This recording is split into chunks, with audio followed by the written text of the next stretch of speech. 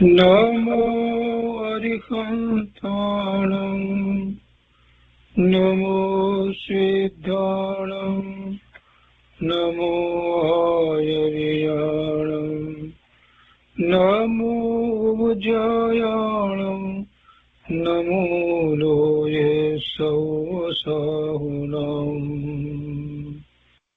અસપંચનમોકારો સર્વપાવપનાશનો મંગલાણં ચ સૌવર્ચે પરમં મંગલમ અજ્ઞાનતિમિરંધાના જ્ઞાનાંજનશલાકયા ચક્ષુન્મીલિतं येन તસ્મૈ શ્રીગુરવે નમઃ મુખાદિવ્યાકુક્ષિરત્નં શબ્દજિતવર્યાત્મજં શ્રીરાજચંદ્રયહું વંદે તત્વલોચનદાયકં પ્રભુતત્વલોચનદાયકં.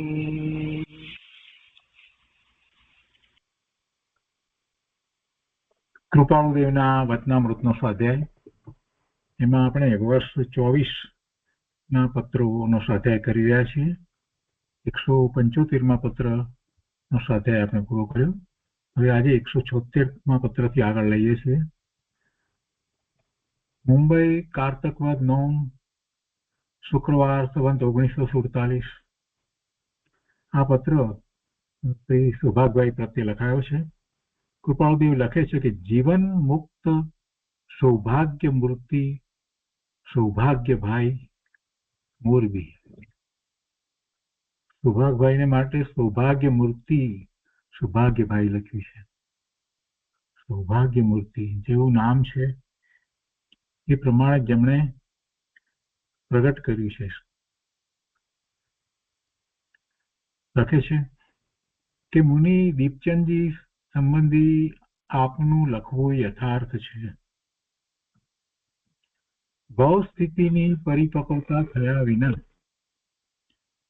દીનબંધુની કૃપા વિના, સંતના ચરણ સેવ્યા વિના ત્રણેય કાળમાં માર્ગ મળવો દુર્લભ છે. જો ભાવ સ્થિતિની પરિપક્વતા થયા વિના, આ મહત્વનું કે દીનબંધુની કૃપા વિના, એટલે કે દીનબંધુની કૃપા મહત્વની, કે સંતના ચરણ સેવ્યા વિના, તેમાંથી શું મહત્વનું? ત્રણે ત્રણ હોવા જોઈએ. ત્રણે ત્રણ હોવા જોઈએ. કૃપાળુ દેવની દ્રષ્ટિમાં તો એમ છે. દીનબંધુની કૃપા એટલે ઈશ્વર કૃપાની વાત કરી છે. અને ભાવ સ્થિતિની પરિપક્વતા. ભાવ સ્થિતિની પરિપક્વતા એટલે કોઈ અપેક્ષાએ એમ કહીએ કે કાળલબ્ધિ પાકી હોય. બીજી રીતે એમાં વધારે વિચાર કરીએ તો એમ થાય કે અંતઃકોડાકોડી પ્રમાણ જ્યારે સ્થિતિ રહી ગઈ હોય મુક્ત થવાની, ત્યારે જ સમ્યક દર્શન થાય, એ પહેલા ન થાય. એટલે એ રીતે પણ એમ લેવાય. અને બીજું, ભાવ સ્થિતિની પરિપક્વતાનો વિચાર કરીએ, 5 સમવાય દ્વારા વિચાર કરીએ તો એવી કાળલબ્ધિ પાકી હોય તો. પણ કાળલબ્ધિ એ તો એક સમવાય થયો, બાકીના 4 સમવાય પણ છે ને. એટલે એનો એવો પુરુષાર્થ પણ સાથે એવો હોય તો થાય. કે સ્વભાવ તો છે, જ્ઞાન સ્વભાવ છે, એટલે એમાં તો કોઈ વાત નથી. એને એવા રત્નત્રયના નિર્મળ પરિણામ થશે. પણ જ્યારે કાળલબ્ધિ પાકી, એટલે જ્યારે પરિણામ થાય છે ત્યારે એને એમ કહેવાય છે કે એ કાળલબ્ધિ પાકી. એવી પરિપક્વતા. અને એવી પરિપક્વતા ક્યારે થાય છે? જીવને શું કરવાનું એમાં રહ્યું? તો કે એવો એને પુરુષાર્થ ઉપડ્યો હોય ત્યારે જ એ થાય છે. સ્વભાવ છે ને એવો પુરુષાર્થ ઉપડે છે, અને પછી પરિણામ તો એવા જે થવાના છે, ભવિતવ્ય એ જ્ઞાન રૂપે પરિણામ તો થવાના જ છે. અને એ વખતે સાથે એને એવા જે કર્મની પ્રકૃતિ જે છે ને, ઉપશમ ક્ષયોપશમ કે ક્ષય વગેરે પણ હોય છે. એ પણ હોય છે, પણ મુખ્ય વસ્તુ જ નો વિચાર કરીએ તો એનો પુરુષાર્થ છે, એનો સ્વભાવ છે, એનો પુરુષાર્થ મુખ્ય છે. નિમિત્ત તરીકે કર્મોનો ઉપશમ કે ક્ષયોપશમ આપણે લઈએ છીએ તે હોય છે. અને કાળ એટલે જે ક્ષણ છે, જે ક્ષણે એ થવાનું હોય ત્યારે થાય, અને જે પરિણામ થવાના હોય તે ભવિતવ્ય. એ પાંચે સમવાયની વાત આમાંથી આપણને પ્રાપ્ત તો થઈ જાય છે. એટલે મુખ્યતા અહીંયા કહેવાની એ છે કે એવો પુરુષાર્થ થયો હોય ત્યારે જ એવી પરિપક્વતા થઈ હોય. એટલે પરમાત્માની કૃપા જ્યારે કહ્યું છે તો એનો અર્થ પણ એમાં એવો એક સમવાય એમાં એવી રીતે સમાઈ જાય કે પ્રભુની કૃપા તો ક્યારે થઈ કહેવાય છે. બીજી રીતે કહીએ તો એને પોતાને જેવા જે સમય એવો છે તે સમય કહો એ કર્મ જે છે તે એની નિર્જા થાય છે. એની એક અપેક્ષા એમ કહીએ પ્રારબ્ધ જેને કહીએ તો, અને સંતના ચરણ સેવા વિના એટલે એમાં બીજી રીતે કહીએ તો પુરુષાર્થ આવી ગયો. એટલે એમાં જ પાંચે સંભાળીને આપણે સમાવી લઈએ તો વસ્તુ સ્વરૂપ તો એમ જ છે. પણ જીવને સમજાવવા માટે પાંચ સંવાયથી વાત કહી શકાય આગમ દ્વારા, પણ જયારે સમજાવવું છે કે ભાઈ તું પુરુષાર્થ તરફ વળ અને પુરુષાર્થ કેવો કરવો જોઈએ, ત્યારે આ બધી વાત સાથે આવી જાય. કોઈ એક ને પકડીને બેસી જઈએ કે દીનબંધુની કૃપા વિના કાંઈ ન થાય, ઈશ્વરની કૃપા વિના કાંઈ ન થાય, તો એને એકાંતે પકડશું તો પછી એ માન્યતા જૈન પ્રમાણે નહીં પણ હિન્દુ પ્રમાણે થઈ જશે.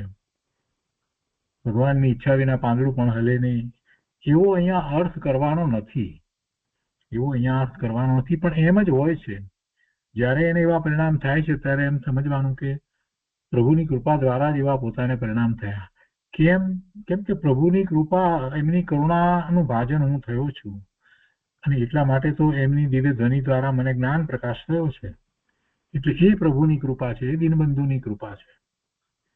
એ દીનબંધુની કૃપા તો બધા માટે એક સરખી જ થઈ રહી છે, પણ એનું પાત્ર, એનું ભાજન કોણ થાય કે જે એવો પુરુષાર્થ કરે છે એ દીનબંધુની એટલે ઈશ્વરની, જીનેશ્વર ભગવાનની કૃપાનું એ ભાજન થાય છે, એ પાત્ર થાય છે. અને સંતના ચરણ સેવ્યા વિના ત્યારે તો એ વાત આવી કે ગુરુની નિશ્રામાં રહી અને ગુરુ દ્વારા જયારે એવા દ્રવ્યસ્ત્રોતનો અભ્યાસ કરવામાં આવ્યો હોય ત્યારે, એટલે એમાં પુરુષાર્થ સમાયો છે. તો એ વિના માર્ગ મળવો દુર્લભ છે. ભૂતકાળમાં પણ મળ્યો નથી, વર્તમાનમાં નથી મળતો અને ભવિષ્યમાં પણ મળશે નહીં. 3 કાળમાં માર્ગ મળવો દુર્લભ છે. મુનિશ્રી દીપચંદજી સંબંધી આપનું લખવું યથાર્થ છે એ વાત કરી. એ એમના સંબંધી શું વાત સૌભાગભાઈએ લખી હશે એ આપણને ખબર નથી, પણ કૃપાળુદેવે એમ કહ્યું, બસ એટલું જ અહીંયા અર્થ કરવાનો છે. પણ મૂળ વાત તો આપણે આ બધી લઈએ છીએ કે કેવી રીતે માર્ગની પ્રાપ્તિ થાય.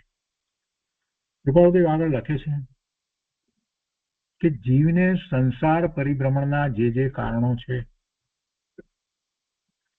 તેમાં મુખ્ય પોતે જે જ્ઞાન માટે શંકા છે, મુખ્ય તો એ છે કે પોતે જે જ્ઞાન માટે શંકિત છીએ તે જ્ઞાનનો ઉપદેશ કરવો,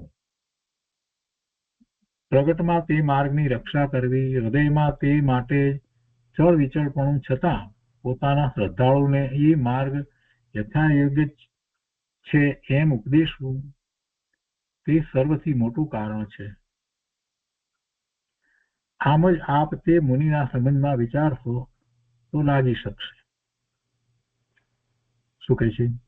જીવને સંસાર પરિભ્રમણના જે કારણો છે તેમાં મુખ્ય કારણો શું છે? એનું મિથ્યાત્વ છે, એને શંકા છે, એને ભ્રમણા છે, એને ભ્રમ છે, જગતના સ્વરૂપ સંબંધી, પોતા સંબંધી એને એવી ભ્રમણા છે, ભ્રમ છે.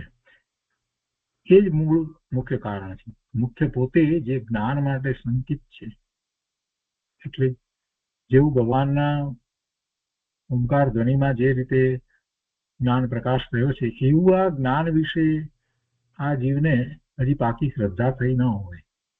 કાંઈક થોડું સાંભળ્યું, થોડું ન સાંભળ્યું, થોડુંક સમજ્યો, થોડું ન સમજ્યું, અને ક્રિયાકાંડમાં રચ્યો હોય તો એવા જીવને ક્યાંથી સમ્યક્ત થાય? પોતે જે જ્ઞાન માટે સંકિત છીએ, જ્ઞાન તો આત્માનું જ્ઞાન, અને આત્માના જ્ઞાન વિના આત્માની શ્રદ્ધા થાય નહીં. પોતાના સ્વરૂપનું જ્ઞાન ભાન થયા વિના તો એની સાચી સમ્યક શ્રદ્ધા થતી નથી. તો એ જ્ઞાન માટે શંકા હોય કે એવું જ્ઞાન હશે કે કેમ, આત્માનું લક્ષ્ય કરતા એવું જ્ઞાન આનંદ અનુભૂતિ થશે કે કેમ, એમાં જયારે શંકા હોય કોઈ રીતે, તો પછી એ શંકા સહિત જે છે એ મિથ્યા દ્રષ્ટિ હોય, સમ્યક દ્રષ્ટિ તો હોય નહીં. સમ્યક તો થયા પછીથી તો કોઈ શંકા હોતી જ નથી. શંકાઓ બધી, ઈચ્છાઓ બધી, એ બધીનો તો નાશ થઈ જાય છે. અને કહે છે કે એમ પોતે શંકિત હોય, શંકા હોય, એ મુખ્ય કારણ દરેકને માટે સંસાર ધોરી ભ્રમણનું કારણ છે. અને અહીંયા મુનિ વિશેની વાત કરવી છે એટલે કહે છે કે તે જ્ઞાનનો ઉપદેશ કરવો, જે જ્ઞાન દ્વારા આ શંકાના સમાધાનો થઈ જાય અને પોતાને આગળ પુરુષાર્થની પ્રાપ્તિ થાય. કેવો પુરુષાર્થ કરવો એનું માર્ગદર્શન પ્રાપ્ત થાય. અને જીનેશ્વર ભગવાનની વાણીમાં જે પરમ સૂત્ર પ્રકાશ્યું છે એ જ્ઞાનનો ઉપદેશ કરવો. પ્રગટમાં તે માર્ગની રક્ષા કરવી, પ્રગટમાં એટલે બહારમાં એ રીતે માર્ગની રક્ષા કરવી. હૃદયમાં તે માટે ચળ વિચળપણું છતાં હજી અંદરમાં તો હજી એ માટે હજી સ્થિરતા થઈ નથી. એ માર્ગ માટે એ જ્ઞાનનો ઉપદેશ જે કરી રહ્યા છે એ ભગવાનની વાણી છે, એટલે આગમમાંથી એ વાતને બીજાઓને કહે છે. અને છતાં અંદરમાં હૃદયમાં તો હજી ચળ વિચળપણું છે. છતાં પોતાના શ્રદ્ધાળુને એ માર્ગ યથા યોગ્ય છે એમ ઉપદેશવું કે આ જ માર્ગ છે, જૈન દર્શન આ જ રીતે છે. હજી પોતાને એવી અનુભૂતિ વગેરે ન થઈ હોય છતાં પણ એમ જ કહેવું, એમ કે છે કે એમ યથાયોગ છે એમ ઉપદેશવું, તે સર્વથી મોટું કારણ છે. એ મોટું કારણ છે. એ જે રીતે પ્રવૃત્તિ કરી રહ્યા છે દીપચંદજી એ માટે એનું, અને એટલે એ કારણ હોય. ઉપદેશ તો બધો એ રીતે જૈન પ્રમાણેનો બધો આપે છે, પણ એમને પોતાને હજી એ માટેનો પુરુષાર્થ સાચા અર્થમાં નથી ઉપડ્યો એવું કદાચ સુભાગભાઈને લાગ્યું હશે. ને એવી કાંઈક વાત કદાચ એમણે પત્રમાં કૃપાળુદેવ ઉપર લખી હશે.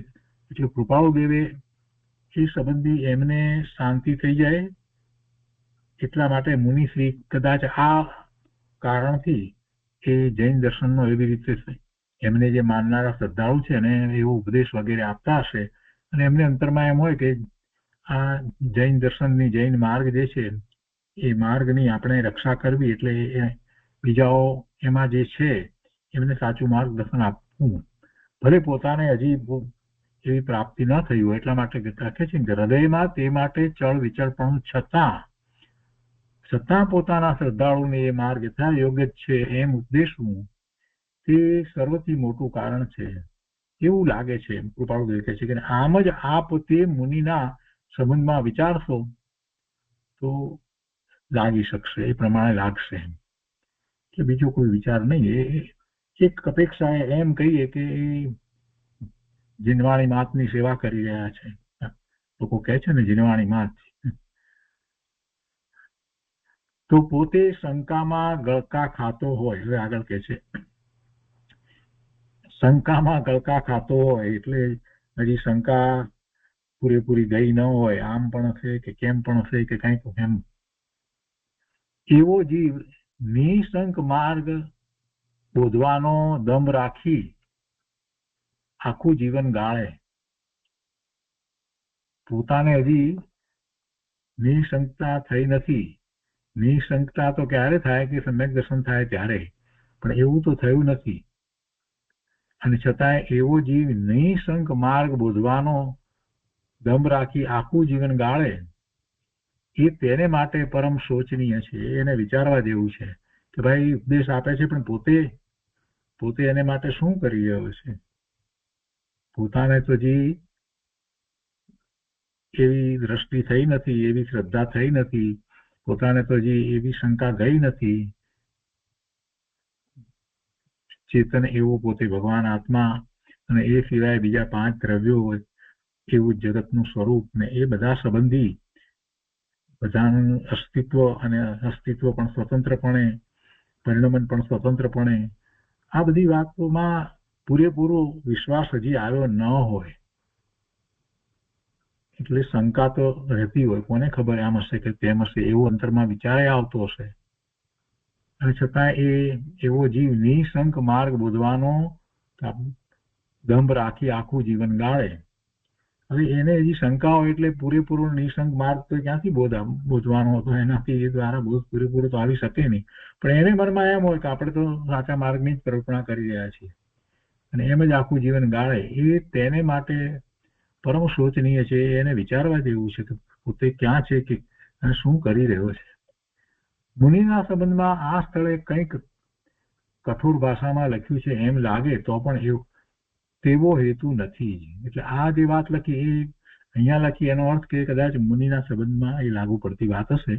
એટલે તરત જ કૃપાળુદેવ પાછું વાળીને લખે છે કે મુનિના સંબંધમાં આ સ્થળે કંઈક કઠોર ભાષામાં લખ્યું છે એમ લાગે તો પણ તેવો હેતુ નથી.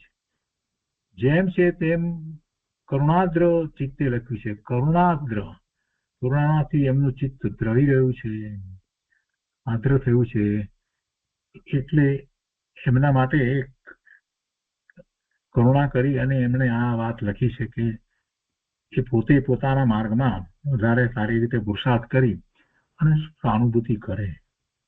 જેમ છે તેમ કરુણાદ્ર ચિત્તે લખ્યું છે એમ જ બીજા અનંતા જીવ પૂર્વકાળે રખડ્યા છે, વર્તમાન કાળે રખડે છે અને ભવિષ્ય કાળે રખડશે. એટલે કે આ રીતે જે પોતાને માર્ગની પ્રાપ્તિ નથી, શંકા રહ્યા કરે છે અને છતાંય જે ઉપદેશ આપે છે એમાં એને પાછું એમ હોય કે પોતે તો નિશંક માર્ગનો સાચો જ માર્ગ બતાવી રહ્યો છે, એનો જ ઉપદેશ આપી રહ્યો છે. તો એનો દંભ કહેવાય. અને એમ જ આખું જીવન ગાળી નાખે, સાચો પુરુષાર્થ જે કરવાનો હતો એ કરે નહીં. એ વાત એને વિચારવા જેવી છે. એને માટે મહાપુરુષોને તો કરુણા થાય કે આ જીવ હવે પામે અને પછી બીજી બધી વાત કરે તો સારું.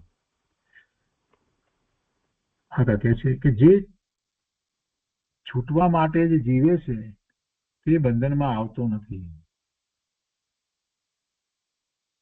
જે છૂટવા માટે જ પુરુષાર્થ કરે છે એ બંધનમાં આવતો નથી. આ પેલું પૂર્વકાળે રખડ્યા, વર્તમાન કાળે રખડે, ભવિષ્યમાં રખડશે એ વાત તો સમજાઈ ગઈ, સહેલી વાત હતી એટલે આપણે વિસ્તાર નથી કરતા. એમ જ છે. પણ જેને છૂટવું છે એને માટે શું? કે જે આવી રીતે પ્રવર્તી રહ્યા છે, એ બોધ આપી રહ્યા છે ને પોતે એમ માને છે કે આપણે તો બરાબર જ પ્રભુની આજ્ઞા પ્રમાણે એમ જ બોધ આપી રહ્યા છીએ, તો એને તો રખડવું થાય એમ બને. પણ જેને રખડવું નથી, જેને છૂટવાની સાચી અંદરમાંથી રુચિ થઈ છે, જે છૂટવા માટે જ જીવે છે, તે બંધનમાં આવતો નથી. એને પછી એવો કોઈ પણ પ્રકારનો દંભ કરવો શોભે નહીં. જાણે અજાણે પણ એનાથી દંભ થાય નહીં. એને અજાણે કદાચ કંઈક થયું હોય તો તરત જ એને વિચાર થાય, એ પાછો પડે. જે છૂટવા માટે જ જીવે છે એનો પુરુષાર્થ પછી એ રીતે જ થાય. એ બધું ન્યાયપૂર્વક સ્વીકારે, કોઈ પણ જાતના પક્ષપાત પૂર્વક ધર્મના સ્વરૂપને સ્વીકારે નહીં. આગમમાં જે કહેવાયું છે અને એમાં જે હેતુથી કહેવાયું છે એ હેતુને બરાબર સમજે, પ્રયોજનભૂત વાતને બરાબર પકડે. તો એવી રીતે જે પુરુષાર્થ કરે છે એ ખરેખર સાચો છૂટવાનો કામી છે. તો એવો છૂટવાનો કામી હોય એને પછી એવા ભવના ભ્રમણ થાય એવા બંધ થતા નથી. અનંતાનું બંધીના પછી બંધ એને નથી થતા. એમાં એ સાચો છે અને જો સમ્યક દર્શન પ્રકટ કરી છે તો અનંતાનું બંધીનો બંધ પડતો નથી. પણ એવો જ પુરુષાર્થ બરાબર કરી રહ્યો છે, એની જ રુચિ, એની જ લગ્ની લાગી છે, તો એવા અનંતાનુબંધીના એવા મુખ્યપણે બંધ થતા નથી. એટલે કે બંધનમાં આવતો નથી. અને કૃપાળુદેવ કહે છે કે આ વાક્ય નિશંક અનુભવનું છે. અમે એમને એમ નથી લખ્યું, અનુભવપૂર્વક અમે આ વાત કરી છે, એમાં કોઈ શંકા નથી. બંધનનો ત્યાગ કરી છૂટાય છે એમ સમજ્યા છતાં તે જ બંધનની વૃદ્ધિ કર્યા કરવી, તેમાં પોતાનું મહત્વ સ્થાપન કરવું. બંધનનો ત્યાગ કરે છૂટાય છે એટલે કર્મબંધ કેવી રીતે છોડવા? તો કે પોતે ભવના ભ્રમણ જે કરે છે એનું મૂળ કારણ તો પોતે જેવા ભાવ કરે છે એ પ્રમાણે એને બંધ પડે છે. તો એ ભાવ જે છે પરના લક્ષ્ય થતા વિકારી ભાવ જે છે એ એવા વિકારી ભાવ કરવાનું છોડી દે તો નવા બંધ પડે નહીં, તો છૂટાય. એટલે એમ બંધનનો ત્યાગ કરવાનો છે. એના કયા પ્રકારના બંધનનો ત્યાગ કરવાનો છે? તો કે નવા વિભાવ ભાવે ન થવું, માત્ર સ્વભાવ ભાવની જ બુદ્ધિ રહેવી, એનો જ પુરુષાર્થ રહેવો. અને કોઈ પણ પ્રકારે વિભાવ ભાવે થવાતું હોય તો તરત જ ત્યાંથી પાછા વળી જેવું પ્રાયશ્ચિત કરી લેવું. એમ બંધનનો ત્યાગ કરી છૂટાય છે. અને એમ સમજ્યા છતાં તે જ બંધનની વૃદ્ધિ કયા કરવી, તેમાં પોતાનું મહત્વ સ્થાપન કરવું, પૂજ્યતા પ્રતિપાદન કરવી. એટલે એ બંધનો માર્ગ જે છે, શુભભાવ વગેરે જે છે એમાં જ લાગી રહેવું. ખબર છે કે આ બધા ભાવથી તો મુક્તિ નથી થતી, બંધ જ પડે છે, છતાંય એમાં પાછું પોતાનું મહત્વ મહાત્મા સ્થપાતું હોય, મહત્તા સ્થપાતી હોય એવી રીતે વર્તે. પૂજ્યતા પ્રતિપાદન કરવી એટલે બીજા પોતાને પૂજે. એ જીવને બહુ રખડાવનારું છે. આ બધું જે છે એ જીવને બહુ રખડાવનારું છે. કેમ કે કંઈક અંશે એ વાત પોતે જાણતો હોય ને છતાંય પછી એક પ્રકારે કંઈક એ દંભ કરતો હોય તો પછી એને કારણે તેને બહુ રખડવાનું થાય. આ સમજણ સમીપે આવેલા જીવને હોય છે. આ બધું રખડાવનારું છે એવી સમજણ હોય, સમીપે આવેલા ને એવી સમજણ હોય છે કે ના આ બધું ન હોય, પોતાની મહત્તા હોય નહીં, બીજાઓ તરફથી પોતે એ પૂજ્યતા બીજાઓ પોતાને પૂજ્ય ગણે એવી પૂજ્યતાની અપેક્ષા રાખે, બહુમાનની અપેક્ષા રાખે, એવું ન હોય. એ બધું પડવાનું થાય. એવી વાત જે સાચો છે, જેને સાચા અર્થમાં સાચો મુમુક્ષુ છે, જેને સાચા અર્થમાં મુક્તિ જોઈએ છે, એનો જ પુરુષાર્થ સાચા અર્થમાં વર્તે છે, તો એને એ બધું ન હોય. એને તો બરાબર સાચી સમજણ છે કે ના આ નહીં, આ નહીં, આ બધું બંધનું કારણ છે. શુભભાવ જે છે આવ્યો તો ઠીક છે, પણ એ પણ બંધનું કારણ છે. મારે તો ત્યાંથી પણ આગળ વધીને શુદ્ધ ભાવે થવાનું છે. એને બદલે હું આ બધામાં રોકાઈ જઉં, જેમાં મને માન મળે, મારી મહત્તા લાગે, બધામાં હું પૂજ્ય દેખાવું, એમાં હું રોકાઈ જઉં. ના ના, એ બધું તો રખડવાનું કારણ છે. ને એવી સમજણ જે સમીપ આવેલો છે, એટલે કે જેને હવે વધુ ભાવ નથી એવાને હોય છે. અને તેવા જીવો સમર્થ ચક્રવર્તી જેવી પદવીએ છતાં તેનો ત્યાગ કરી, એટલે કે આવા મુમુક્ષુ, સાચા મોક્ષાર્થી એવી સમજણ વાળા જીવો એ ચક્રવર્તી જેવી પદવી હોય તો છતાં પણ એનો ત્યાગ કરી અને કરપાત્રમાં ભિક્ષા માંગીને જીવનાર સંતના ચરણને અનંત અનંત પ્રેમે પૂજે છે અને જરૂર તે છૂટે છે. એવા ચક્રવર્તી જેવી પદવી હોય, એવા મોટા રાજા મહારાજા હોય, મોટા શ્રેષ્ઠી હોય, એ બધા તો પેલા મુનિના ચરણમાં એમની નિદ્રામાં ચાલ્યા જાય છે અને એમને પૂજે છે, અનંત અનંત પ્રેમે પૂજે છે. એવા મુનિ છે તો કે કરપાત્રમાં ભિક્ષા માંગીને જીવનાર સંતના ચરણને અનંત અનંત પ્રેમે પૂજે છે. એવા મુનિ છે. કરપાત્રમાં એટલે કે નગ્ન દિગંબર મુનિ છે, બીજા પાત્રા હોતા નથી. ઉભા આહાર, એક વખત આહાર, અને એ પણ કરમાં બે હાથ ભેગા રાખી અને એમાં આહાર રહે છે. એવા મુનિ એટલે સાચા મુનિ, એમને પેલા પૂજે છે. કોણ? ચક્રવર્તી જેવા પણ પૂજે છે.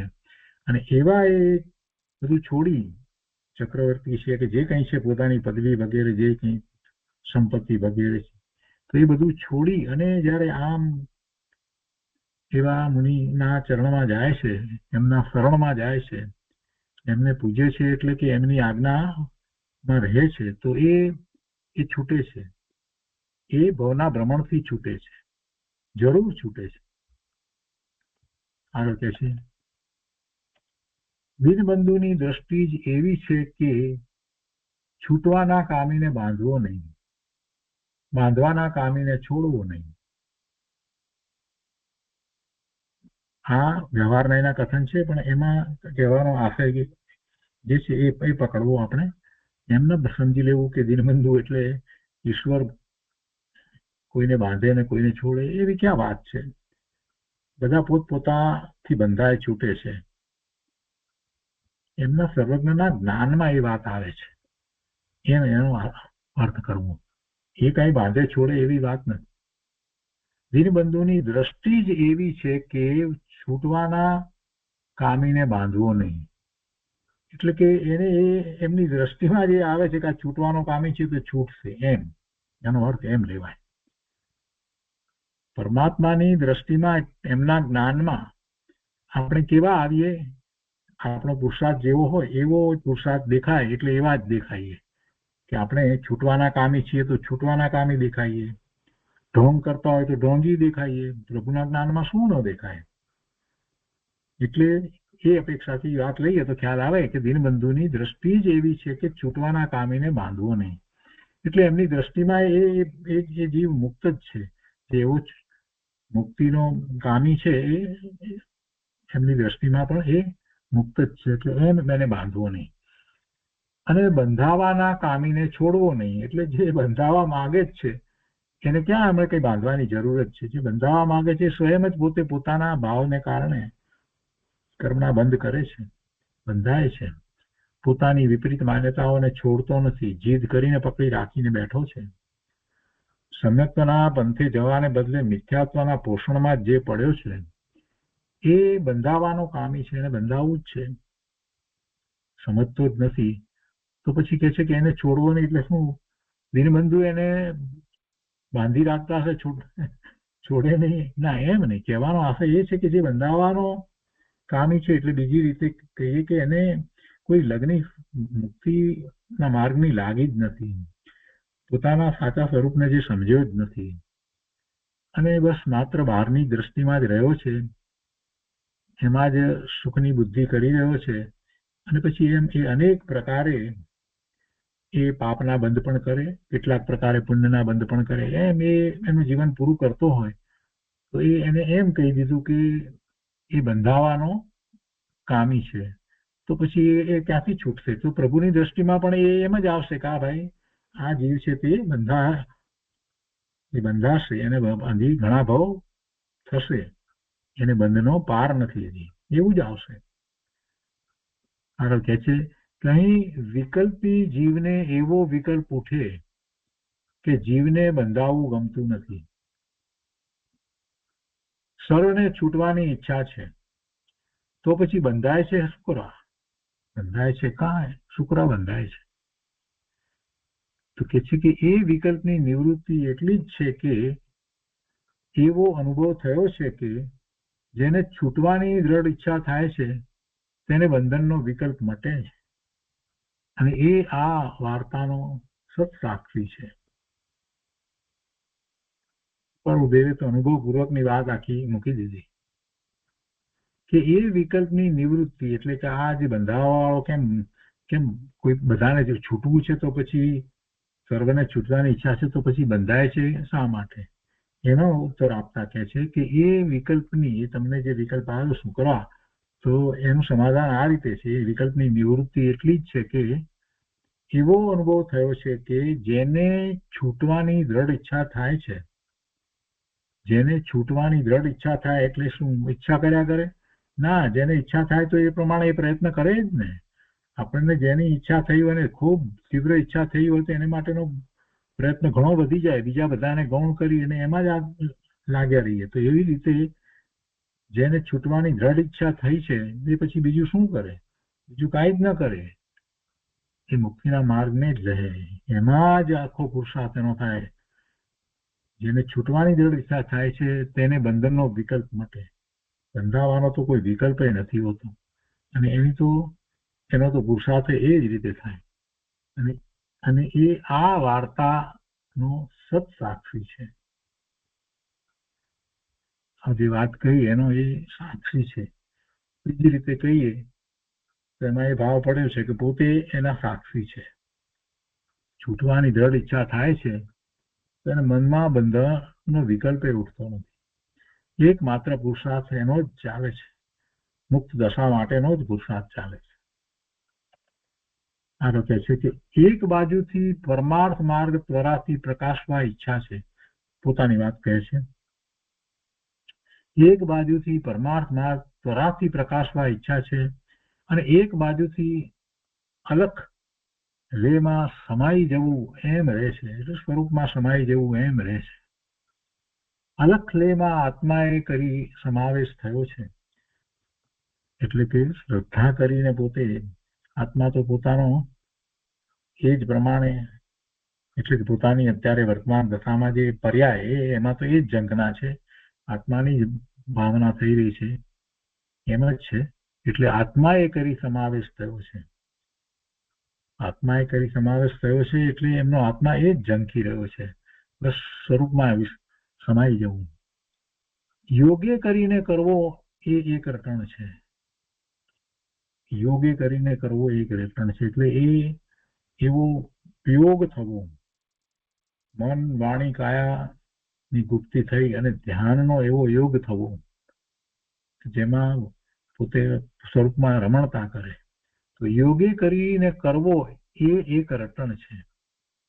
પરમાર્થનો માર્ગ ઘણા મુમુક્ષુઓ પામે, અલગ સમાધિ પામે તો સારું, અને તે માટે કેટલુંક મનન છે. શું છે અંતરમાં વાત કે પરમાર્થનો માર્ગ ઘણા મુમુક્ષુઓ પામે, અલગ સમાધિ પામે તો સારું, એટલે કે નિર્વિકલ્પ દશાની અંદર સ્વરૂપમાં રમણતા રૂપ એવી સમાધિ પામે તો સારું, અને તે માટે કેટલુંક મનન છે, એમને અંતરમાં એનું મનન ચાલી રહ્યું છે. દીનબંધુની ઈચ્છા પ્રમાણે થઈ રહેશે. દીનબંધુની ઈચ્છા એટલે પ્રારબ્ધ એમ લેવાનું છે. ભગવાન શું ઈચ્છે? ભગવાન કઈ ઈચ્છા કરતા જ નથી. દીનબંધુની ઈચ્છા પ્રમાણે થઈ રહેશે એટલે દરેક વખતે એમને પકડવું કે ઈશ્વરની ઈચ્છા પ્રમાણે થાય, એ તો બોલાય, મહાપુરુષો પણ બોલે ઈશ્વર ઈચ્છા, પણ એ સમજે છે ઈશ્વર કંઈક આપણું કરે છે એવી વાત નથી. ઈશ્વર તો જેને આપણે જે જૈન દર્શનમાં જેને ઈશ્વર માનીએ એવા જીનેશ્વર એ તો પોતાના સ્વરૂપમાં સ્થિર થયા છે, એમને ક્યાં કોઈ ઈચ્છા છે. દીનબંધુની ઈચ્છા પ્રમાણે થઈ રહેશે એનો અર્થ સમજવાનો કે પ્રારબ્ધ પ્રમાણે જે થવા યોગ્ય છે તે પ્રમાણે બધું થશે. અદ્ભુત દશા નિરંતર રહ્યા કરે છે. અબધુ થયા છીએ, અબધુ કરવા માટે ઘણા જીવો પ્રત્યે દ્રષ્ટિ છે. અબધુનો એક અર્થ થાય છે અસંગ, એટલે કે શ્રદ્ધા અપેક્ષાએ તો પોતે અસંગ થયા છે. અદ્ભુત દશા નિરંતર રહ્યા કરે છે, અબધુ થયા છીએ. કોઈ હવે એવો સંગ જેને આપણે કહીએ ને એટેચમેન્ટ, હવે કોઈ એટેચમેન્ટ રહ્યા નથી, કાંઈ જ નથી કઈ. એ પેલો વેપાર જે ચાલતો હતો એ જવેરાતનો મોતીનો વગેરે જે કાંઈ, તો એનું પણ કાંઈ હવે એમને એટેચમેન્ટ નથી એમ કહીએ ને આપણે, એટલે એનાથી પણ છૂટા છે. એ જ રીતે કોઈ બીજા બધા સ્નેહી સંબંધીઓ બધા જે છે એને માટેની એમ કે કોઈક જવાબદારી, એની ચિંતા ઉપાધિ આ તે એવું કાંઈ નથી. એટલે એ રીતે બધું અસંગપણું છે. એટલે પોતાનું લક્ષ્ય એકમાત્ર સ્વરૂપ તરફ જ રહે છે, એની જ મુખ્યતા છે. એટલે બીજું બધું ગૌણ થયું છે. એટલે અબુદ્ધ થયા છીએ, અસંગ થયા છીએ, અને અબુદ્ધ કરવા માટે ઘણા જીવો પ્રત્યે દ્રષ્ટિ છે. બીજા બધા ઘણા જીવો પ્રત્યે એવી દ્રષ્ટિ છે કે એ પણ બધા એવા અસંગ થાય અને પોતાના સ્વરૂપનો જ માત્ર સંગ કરે, એવી ભાવના છે, એમની ઈચ્છા છે. આગળ કહે છે કે મહાવીર દેવે આ કાળને પંચમ કાળ કહી દુષમ કહ્યો. 6 ભાગ આપણે પાડીએ છીએ ને, એમાં આ કાળ છે તે દુષમ છે. મહાવીર સ્વામી ભગવાને આ કાળને પંચમ કાળ કહી દુષમ કહ્યો. હજી તો છઠ્ઠું તો એના કરતા દુષમ આવશે. વ્યાસે એટલે જે મહાભારત જેને રચના કરી એ વ્યાસ, મુનિ. એટલે જૈન મુનિ નથી, પણ એ સાધુ હતો. તો વ્યાસે કળયુગ કહ્યો, એને વ્યાસે આ કાળને કળયુગ કહ્યો. ભગવાને જિનેશ્વર ભગવાને એને પંચમ કાળ કહ્યો, વ્યાસે કળયુગ કહ્યો. એમ ઘણા મહાપુરુષોએ આ કાળને કઠિન કહ્યો છે. કુસુમ કહો, કઠિન કહો, કળયુગ કહો, બધાનો અર્થ તો એક જ છે. એટલે આ કાળને કઠિન કહ્યો છે એ વાત નિઃશંક સત્ય છે. કારણ ભક્તિ અને સત્સંગ એ વિદેશ ગયા છે. આ કાળને કઠિન કહ્યો છે એ વાત તો નિઃશંક છે, બધાએ એમ જ કહ્યું છે, એમાં કોઈ શંકા નથી. પણ એનું કારણ શું, આવો કઠિન કાળ કેમ? તો કૃપાળુદેવ કહે છે કે ભક્તિ અને સત્સંગ એ વિદેશ ગયા છે. એટલે કે હવે આ કાળના વિશે જીવોને ભક્તિ સત્સંગ એ સૂચતા નથી. કે છે કે અર્થાંત સંપ્રદાયોમાં રહ્યા નથી. હા, શું ભક્તિ ને સત્સંગ એ સંપ્રદાયોમાં રહ્યા નથી, અને એ મળ્યા વિના જીવનો છૂટકો નથી. ભક્તિ ને સત્સંગ સંપ્રદાયમાં રહ્યા નથી. એમ આ કાળમાં મળવા દુષમ થઈ પડ્યા છે ભક્તિ, સંયમ, સત્સંગ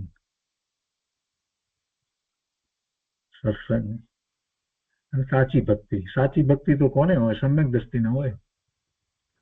પણ સત્સંગ મહત્વનો છે. સતનો સંગ, જેને સ્વરૂપની પ્રાપ્તિ થઈ છે એનો સંગ, અથવા તો પોતાના સ્વરૂપનો સંગ, એ સત્સંગ છે. તો એ તો છે નહીં, અત્યારે જોવા મળતા નથી. એટલે વ્યંગ કરે છે. કૃપાળુદેવે વ્યંગમાં લખે છે કે ભક્તિ અને સત્સંગ એ વિદેશ ગયા છે, અર્થાત સંપ્રદાયોમાં રહ્યા નથી, અને એ મળ્યા વિના જીવનો છૂટકો નથી. આ કાળમાં મળવા દુષમ થઈ પડ્યા છે, માટે કાળ પણ દુષમ છે. બીજું તો કાળ કઈ દુષમ છે નહીં, કાળ તો કાળ છે. પણ આ કાળને વિશે જીવોના પુણ્ય એવા છે, અને જીવોના પુરુષાર્થે એટલા બધા હીણા વર્તી રહ્યા છે, એટલે એ અપેક્ષાથી વાત લખી છે. તીર્થંકર ભગવાન કેવળી પરમાત્માના તો વિરહ પડ્યા, પણ એવા જ્ઞાની પુરુષ, મહાજ્ઞાની પુરુષ, જેમને અંગનું જ્ઞાન હોય, એક અંગનું પણ પૂરું જ્ઞાન હોય, એવા પણ હવે રહ્યા નથી. એક અંગના અંશનું જ્ઞાન હોય એવા પણ નથી. એટલે આ કાળ એવો છે કે જ્યાં ધર્મ પામવો અતિ દુર્લભ છે, બહુ મુશ્કેલ છે. માટે કાળ પણ દુષમ છે, તે વાત યથાયોગ્ય જ છે. દુષમને ઓછા કરવા આશીષ આપશો. કેટલો વિનય બતાવ્યો છે. દુષ્મને ઓછા કરવા આશીષ આપશો. ઘણું એ જણાવવાની ઈચ્છા થાય છે, પણ લખવાની કે બોલવાની જાજી ઈચ્છા રહી નથી. કૃપાળુદેવને હવે બહુ આ 24મું વર્ષ છે ને, એટલે સમ્યક દર્શન વખતનો જે સમય છે ને, અંતરંગ દશા એવી વર્તે છે, એટલે હવે પછી બીજું કઈ ગમતું નથી. એટલે કે છે કે બોલવાની કે લખવાની પણ જાજી ઈચ્છા રહી નથી. પાછું અંતરમાં ઊંડે ઊંડે એમ લાગે છે કે બધાને પોતે કંઈક આ વાત સમજાવે, આપે, એવી જ્ઞાન પ્રભાવના કરે. ધર્મ પ્રભાવનાનો અંદરમાં પાછો વિચાર ચાલી રહ્યો છે. એ છે કે પણ લખવાની કે બોલવાની જાજી ઈચ્છા રહી નથી. ચેષ્ટા ઉપરથી સમજાય તેવું થયા જ કરો, એ ઈચ્છના નિશ્ચળ છે. ચેષ્ટા ઉપરથી સમજાય તેવું થયા જ કરો, એ ઈચ્છના નિશ્ચળ છે. એ ઈચ્છા નિશ્ચળ છે, નક્કી ઈચ્છા છે. લખવા બોલવા વિના માત્ર ચેષ્ટા ઉપરથી સમજાય. કઈ બોલવાની જરૂર ન પડે કે લખવાની પણ જરૂર ન પડે, અને માત્ર ચેષ્ટા, પોતાની જે ચેષ્ટા છે એના ઉપરથી જ બીજાઓને સમજાઈ જાય, એવો ભાવ વ્યક્ત કર્યો છે. એ ઈચ્છના, એ ઈચ્છા, ઈચ્છના એટલે ઈચ્છા નિશ્ચળ છે, એમ જ છે. બસ કઈ પણ બોલીએ નહીં, કઈ પણ ના કરીએ, છતાં પણ સત્સંગમાં બેઠા હોઈએ અને જીવો પામે, એ રીતે તત્ર પૂરો કરતા છેવટે લખે છે એ આજ્ઞા કંઈક રાયચંદના દંડવત, કેટલું બધું વિનયપૂર્વક લખે છે. આજ્ઞા કેમ રાયચંદના દંડવત, દંડવત એટલે પ્રણામ.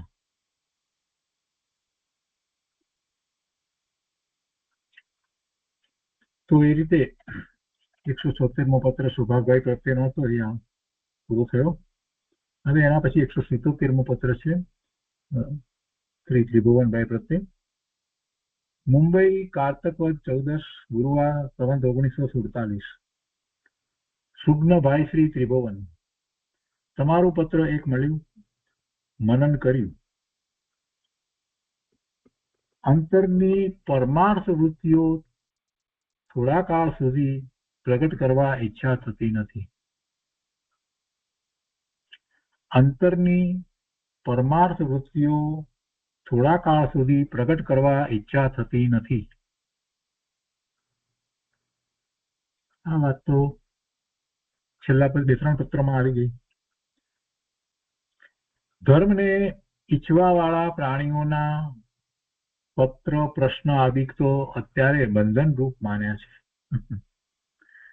ધર્મને ઈચ્છવા વાળા પ્રાણીઓના એટલે જે એવા જ સાચા મુમુક્ષુ જે છે, ધર્મને ઈચ્છવા વાળા એટલે મુમુક્ષુ કહેવાય. એવા જીવો ના પત્ર એટલે એવા લોકો ના પત્ર અને એમના પ્રશ્નો, એ બધું અત્યારે અમને બંધન રૂપ લાગે છે. કેમ કે એમાં જેમણે વાત કરી હોય, પૂછાવ્યું હોય, કંઈક એવી વિનંતી કરી હોય કે પ્રત્યક્ષ સત્સંગ ક્યારે હવે પ્રાપ્ત થાય વગેરે બધું, તો એ બધી વાત આવતી હોય તો કે છે કે એ બધું તો અત્યારે તો અમારી સ્થિતિ એવી છે કે અમને એ બધું કાંઈ સૂચતું નથી. અમને તો એ જાણે કે બંધન રૂપ લાગે છે, અત્યારે બંધન રૂપ માન્યા છે. કારણ જે ઈચ્છાઓ હમણાં પ્રગટ કરવા ઈચ્છા નથી, તેના અંશો નહીં ચાલતા તે કારણથી પ્રગટ કરવા પડે છે. હમણાં હાલમાં કારણ શું? તો કે જે ઈચ્છાઓ હમણાં પ્રગટ કરવા ઈચ્છા નથી. કઈ ઈચ્છાઓ પ્રગટ કરવા ઈચ્છા નથી? તો કે એવી જ્ઞાન પ્રભાવના કરવાની, જીવોને આ મુક્તિનો માર્ગ સમજાવવાની, એનો મર્મ આપવાની એવી જે અંદરમાં ઈચ્છા પડી છે, તો કે છે કે એ ઈચ્છાઓ હમણાં પ્રગટ કરવા ઈચ્છા નથી. તેના અંશો નહીં ચાલતા એટલે છેવટે નહીં ચાલે તો પછી કરવું પડે તો કે છે કે તેના અંશો તે કારણથી પ્રગટ કરવા પડે છે. એટલે એના અંશ પ્રગટ કરવા પડે છે. પૂરી વાત તો નથી કરતા છે, પણ છતાંય ક્યારેક એવું બને છે નહીં ચાલતા, એટલું કરવું પડે છે. એટલે કે છે કે એ તે કારણથી પ્રગટ કરવા પડે છે. શું? અંશો. એટલે પૂરી વાત નહીં, પણ એના અંશો કંઈક વાત પછી કરવી પડે છે. કોઈકના એવા પત્ર આવ્યા, કોઈ ખાસ વાત હોય તો પછી લંબાણથી વિગતવાર આખું માર્ગદર્શન આપવાને બદલે કાંઈક 1-2 લીટી 5 લીટી કંઈક એવી લખવાનું થઈ જાય છે. એટલે એવા અંશો એવા પ્રગટ કરવા પડે છે, પણ પૂરી વાત લખવાનો અત્યારે અંતરમાંથી એવો ભાવ ઉઠતો જ નથી. અત્યારે તો પોતે પોતાની દશા ને ઉત્તરોત્તર આગળ વધારી રહ્યા છે. આગળ કહે છે અહીંયા કે નિત્ય નિયમમાં તમને અને બધા ભાઈઓને હમણાં તો એટલું જ જણાવવું છે કે જે વાટેથી, જે રસ્તેથી અનંત કાળથી ગ્રહાયેલા આગ્રહનો, પોતાપણાનો અને અસત્સંગનો નાશ થાય તે વાટે વૃત્તિ લાવવી. ચોખ્ખું માર્ગદર્શન આપ્યું છે. અનંત કાળથી ગ્રહાયેલા આગ્રહનો, પોતાપણાનો અને અસત્સંગનો નાશ થાય તે પ્રમાણે કરવું. જે વાટેથી મળે તે વાટેથી, જે દ્વારા પ્રાપ્ત થાય એ રીતે આ કરવું અને એવી વૃત્તિ લાવવી. કેમ કરી અને હું આ જે મતાગ્રહ છે, અનંતકાળથી ગ્રહાયેલા આગ્રહ કયા છે? મતાગ્રહ, મતોનો આગ્રહ અથવા તો મિથ્યાત્વ, એ છોડવા પોતાપણાનો અને અસત્સંગનો પણ નાશ થાય.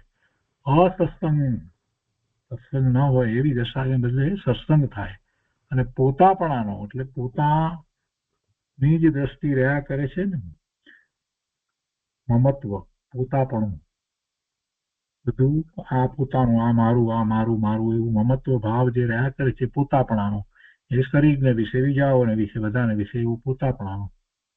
તો એ પોતાપણાનો અને અસત્સંગનો નાશ થાય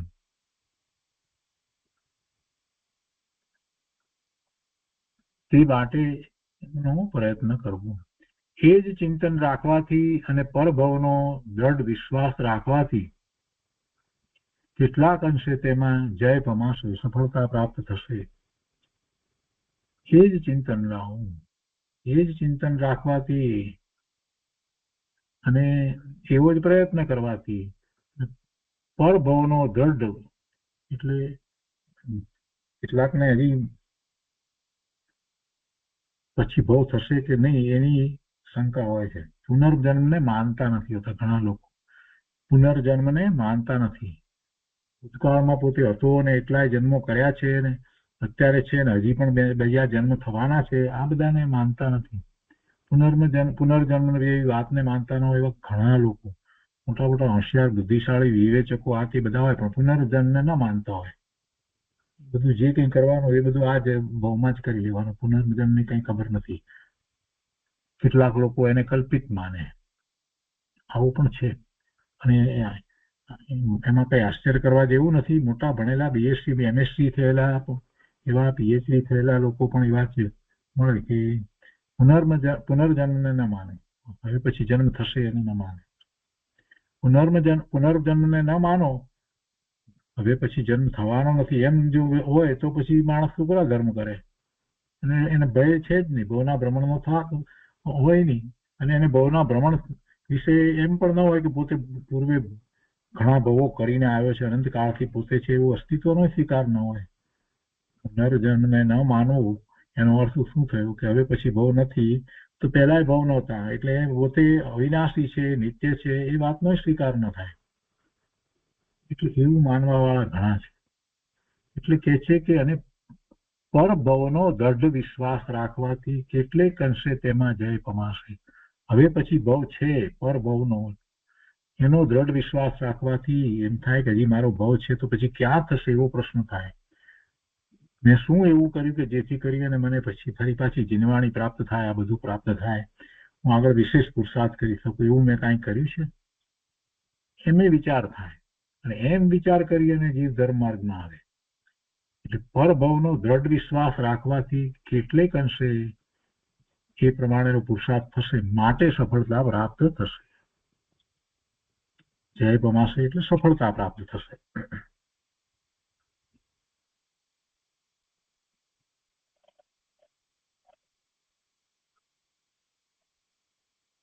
એ પછી 178મો પત્ર છે,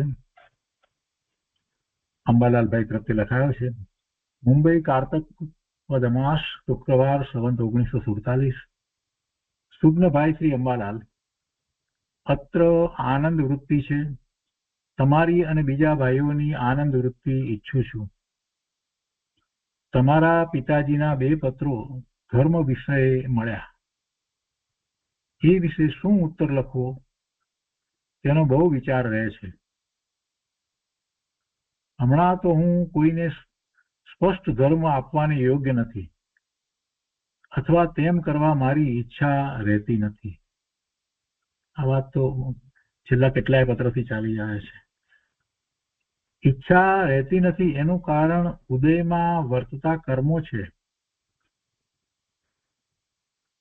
તેઓની વૃત્તિ મારા તરફ વળવાનું કારણ તમે ઇત્યાદિ છો. તેઓની એટલે એમના પિતાશ્રીની વૃત્તિ મારા તરફ વળવાનું કારણ તમે ઇત્યાદિ એટલે તમે અને બીજાઓ જે એમના પિતાશ્રીના સંપર્કમાં આવતા હોય એ બધા, એમ કલ્પના છે. અને હું પણ ઈચ્છું છું કે કોઈ પણ જિજ્ઞાસુઓ તે ધર્મ પામેલાથી ધર્મ પામો. એટલે તમારા કારણે એમને પણ આ ધર્મની વૃત્તિ થઈ છે કે તમારા પિતાશ્રીને એવું લાગે છે, અને બીજા તમારી સાથે બીજા તો હું એમ ઈચ્છું કે જે ધર્મ પામેલા, એટલે બીજી રીતે આડકતરી રીતે એમ કહી દીધું કે તમે આટલા ધર્મ પામેલા છો તો તમારા દ્વારા એમને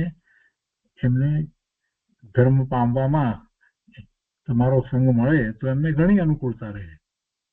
એટલે એ વાત કરવી છે. એટલે કહે છે કે હું પણ ઈચ્છું છું કે કોઈ પણ જિજ્ઞાસુ હો તે ધર્મ પામેલાથી ધર્મ પામો, તથાપિ વર્તમાન વર્તું છું તે કાળ એવો નથી. એમ બધા પામો પણ છતાં પોતાની માટે વાત લખે કે તથાપિ વર્તમાન વર્તું છું, અત્યારે જે હું વર્તું છું તો તે કાળ એવો નથી કે મારાથી બીજા ધર્મ પામે એવું. એટલે પ્રસંગોપાત મારા કેટલાક પત્રો તેમને વંચાવતા રહેશો, અથવા તેમાં કહેલી વાતનો તમારાથી સમજાવાય તેટલો હેતુ સમજાવતા રહેશો.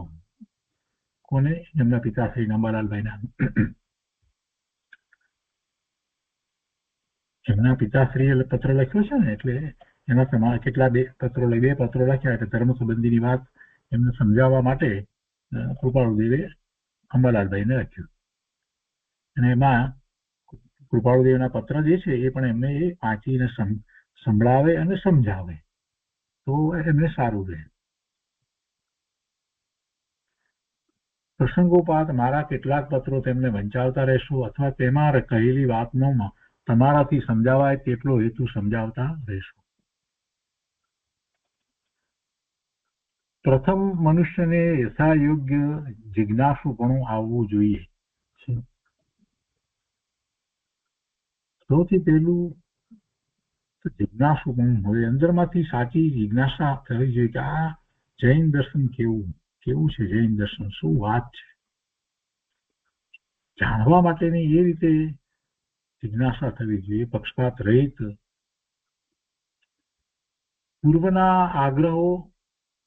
પૂર્વાગ્રહો એટલે પૂર્વના આગ્રહો પોતે જે પકડ રાખી દીધી હોય ને, અને અસત્સંગ ટળવા જોઈએ છે. આ બીજી વાત. અસત્સંગ જે હોય, ગમે તેની સાથે બેસવું, ટોળ ટપ્પા કરવા, ગપ્પા મારવા, અથવા તો કઈ પાના રમવા કે આમ કરવું કે તેમ કરવું કે એવી રીતે ફરવા જવું, એવું બધું ચાલ્યા કરતું હોય અને સમય પસાર થઈ જાય. કાંઈ એમાં ધર્મની વાત હોય નહીં. અને જે કંઈ એ બધી પ્રવૃત્તિ થાય એમાં કંઈક અંશે પાપનો બંધ પડે. એટલે અને પેલી જે મત સંબંધીના આગ્રહ, ધર્મ સંબંધીના જે કંઈ પોતાના જે કંઈ આગ્રહો પોતે જે માની લીધેલું છે એને એ રીતે ધર્મનું સ્વરૂપ, એ બધા આગ્રહો એટલે એ અને સત્સંગ એ ટાળવા જોઈએ. એ ટળે નહીં ત્યાં સુધી જે સાચો પુરુષાર્થ કરવા માટે નવરો જ થતો નથી. કેમ કે એમાં ને એમાં જ રોકાઈ રહ્યો હોય. પેલા પૂર્વાગ્રહો છોડે નહીં ત્યાં સુધી સાચી માન્યતાનો સ્વીકાર થાય નહીં. અને પેલા પાછા અસત્સંગ એટલે એ બધી કંપનીમાં બધા જતા હોય, એમાં ટોળ ટપ્પા હસી મજાક આ તે બધું ચાલતું હોય, એમાં ને એમાં જ રહ્યા હોય, તો પછી ક્યાંથી સમાધાનો પ્રાપ્ત થાય? એટલે એને છોડવા જોઈએ, ટાળવા જોઈએ. એ માટે પ્રયત્ન કરશો અને તેમને પ્રેરણા કરશો તો કોઈ પ્રસંગે જરૂર સંભાળ લેવાનું સ્મરણ કરીશ, નહીં તો નહીં.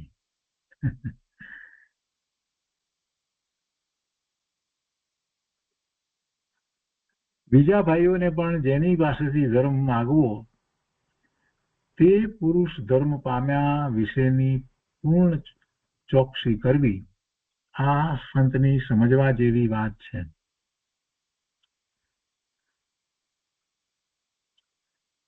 કેટલીક વાત બીજી અત્યારે આમાં કૃપાળુદેવે અપેક્ષાથી લખી લાગે છે, કેમ કે એમના પિતાશ્રીના પત્રમાં કેટલીક સામાન્ય વાત હશે અને એમાં કદાચ એમને લાગ્યું હશે કે એમને થોડી વધારે આ સંબંધીની જિજ્ઞાસા વગેરે ઉત્પન્ન થાય એ બધું. એટલે કે પ્રથમ મનુષ્યને યથાયોગ જિજ્ઞાસુપણું આવવું જોઈએ, એ જરૂરી છે. અને પૂર્વાગ્રહો એને ન હોવા જોઈએ. એને સામાન્ય આ લખ્યું છે, બીજાઓને પણ બધાને માટે એ કામની વાત છે. અને આ વાતને લઈ અને એ બીજાઓને અને એમના પિતાશ્રીને સમજાવી શકે એટલે કૃપાળુદેવે અંબાલાલભાઈને માર્ગદર્શન આપ્યું છે. અને પૂર્વના આગ્રહો અને અસત્સંગ ટળવા જોઈએ. અને એ માટે પ્રયત્ન કરશો તમે, એ માટે પ્રયત્ન કરશો. જેમ કે એમના પિતાશ્રીની બીજી જગ્યાએ બેઠક ઉઠક હોય, આ તે બીજું બધું પણ હોય ને. અને એમ વયોવૃદ્ધ હોય તો કેટલીક એમની પણ એ સંપ્રદાય પ્રમાણેની માન્યતાઓ હોય, કોઈક આગ્રહ પણ હોય, એટલે એ માટે લખ્યું છે. અને તેમને પ્રેરણા કરશો તો કોઈ પ્રસંગે જરૂર સંભાળ લેવાનું સ્મરણ કરીશ. તમે આ બધું કરશો તો પછી ક્યારેક હું પણ એમની સાથે એ રીતે સંપર્ક કરીશ. તમે આ કરશો તો, નહીં તો નહીં. વળી કહે છે કે બીજા ભાઈઓને પણ જેની પાસેથી ધર્મ માગવો તે પુરુષ ધર્મ પામ્યા વિશેની પૂર્ણ ચોકસી કરવી. એટલે બીજા લોકો પણ કોઈ જેની પાસેથી ધર્મની વાતને સમજતા હોય તો પહેલા તો એની ચોકસાઈ કરવી કે ખરેખર એ જે પુરુષ પાસે ધર્મ સમજવા માંગે છે એ સાચા અર્થમાં ધર્મી છે કે નહીં, જ્ઞાની છે કે નહીં, એની ચોકસાઈ કરી અને પછી એમની પાસેથી વાતને સમજવી. અને આ વાત બધા મહાપુરુષોએ કહી છે. એટલે કહે છે કે આ સંતની સમજવા જેવી વાત છે.